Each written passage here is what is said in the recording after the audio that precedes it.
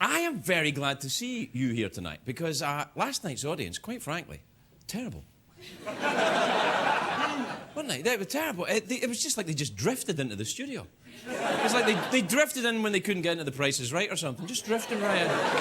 Some of them actually looked like drifters. Surly with their eyes too close together. Anyway, maybe they were confused because of the power outage that rocked LA yesterday. Because normally, you know, we give the audience a bit of an electric shock if they're a bit quiet. Just saying. Just saying. My finger's on the button. Anyway, welcome. The studio audience, lovely. People at home, you were lovely last night. No problem with you. Even if you are a drifter. Welcome to the bar. Anyway, the big story here in LA yesterday was the blackout that plunged the city into darkness. That's what they said on the news. It plunged the city, LA, in darkness. It was during the day. It was 3 o'clock in the afternoon. LA, dark for an hour and a half. It's the afternoon. So the media in LA, they're very hysterical. You know, but LA was a mess yesterday. People were forced to evacuate the tanning salons, rush outside, and get a tan in the abundant sunshine outside. The latte mocha frappuccino machines were not frothing to their usual frothdicity. I don't know. Anyway, the ATMs were down. The traffic lights were out. And during the power outage, I noticed that the gas stations don't work. You know that gas pumps don't work during a power outage because they run on electricity. Shouldn't gas stations run on gas? See, but they're smart. They know how much gas costs, so they run on electricity. Those slimy bastards. They're always one step ahead, aren't they? One step ahead every time. Anyway, when the power went out, I was unfazed.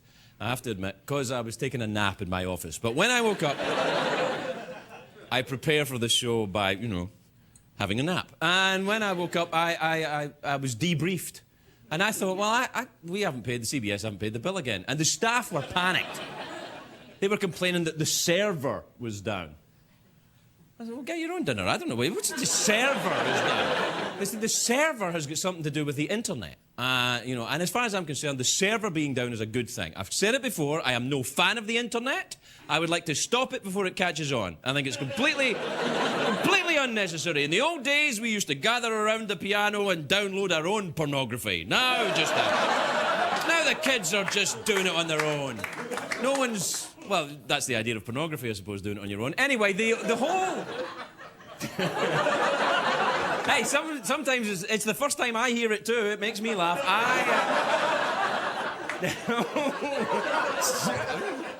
This whole crisis, though, the whole crisis was caused by the guys a couple of guys at the Department of Water and Power who they accidentally snipped the wrong wire.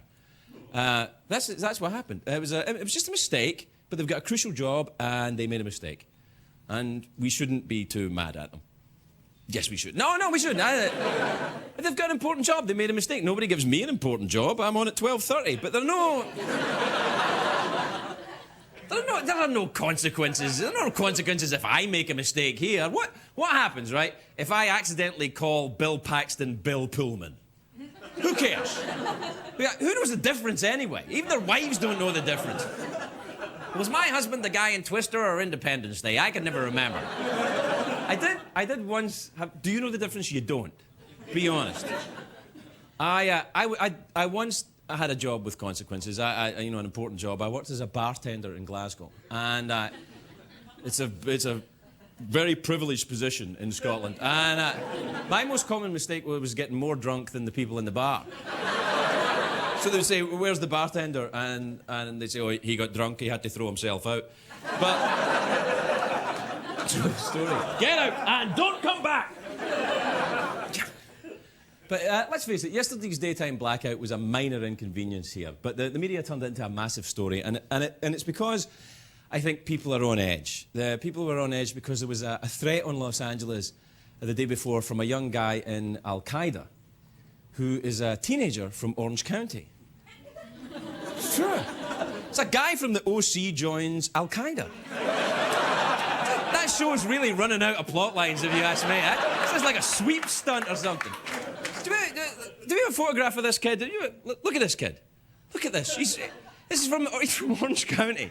He's wearing the groovy glasses. He's got his little groovy glasses on. Where's he going to get them fixed, eh?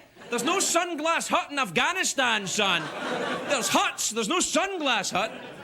How did this happen? How did this kid end up here? Who was this kid's guidance counsellor? You know what you say to him at school? OK, son, you're angry, you're unpleasant. How about a nightclub bouncer or Al-Qaeda? He probably joined because he's too ugly to get laid in Orange County.